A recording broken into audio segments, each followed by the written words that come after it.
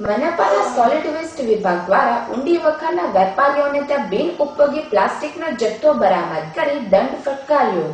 મહાનગરપાલિકાના solid waste વિભાગ દ્વારા શહેરમાં બિન ઉપયોગી પ્લાસ્ટિકના વહેંચાણ કરતા વેપારીઓને ત્યાં રેડ કરવા અંગેની કાર્યવાહી હાથ ધરાઈ છે, જેના બીજા તબક્કામાં ઊંડી વખાની આસપાસના વહેંચાણ કરતા પ્લાસ્ટિકના વેપારીઓને ત્યાં રેડ કરી હતી, જેમાં લક્ષ્મી પેકેજિંગમાંથી 40 કિલો અને ગોવિંદ લાલચંદની પેઢીમાંથી 63 કિલો તથા અન્ય નાના વેપારીઓને ત્યાંથી જથ્થો બરામદ કરી દંડ ફટકાર્યો હતો।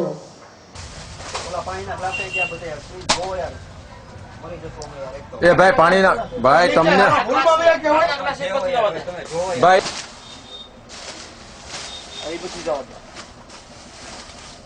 લ્યો તો જ ખબર પડશે નકર ખોટી વસ્તુ પકડાય।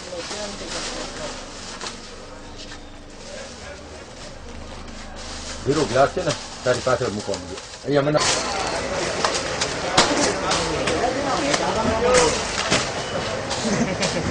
હવે વાંધો નહીં ને Sureshbhai Gorwani, executive engineer solid waste management Bhavnagar મહાનગરપાલિકા।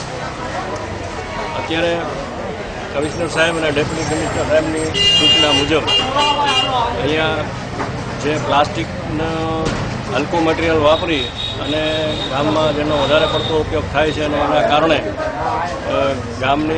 ગામમાં સફાઈમાં પણ તકલીફ પડે છે, ગટરો પણ ચોખ્ખા થાય છે અને ઉપરાંત લોકોના આરોગ્યને પણ ગંભીર નુકસાન થાય છે।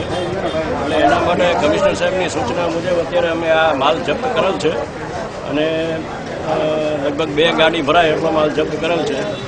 હવે મને એવું લાગે છે કે આ અભિયાન અમે ચાલુ રાખશું તો ગામમાં ધીરે ધીરે આપણે ઇકો ફ્રેન્ડલી સિસ્ટમ ડેવલપ થઈ શકશે।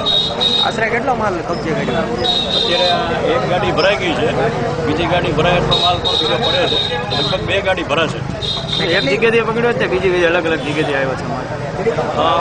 વધારે પડતો અહીંયાથી પકડ્યો છે, બીજેથી પણ પકડ્યો છે પણ બીજેથી ઓછો પકડ્યો છે। અહીંયાથી લગભગ 75% માલ અહીંયાથી આમાં કઈ દંડ આવે છે?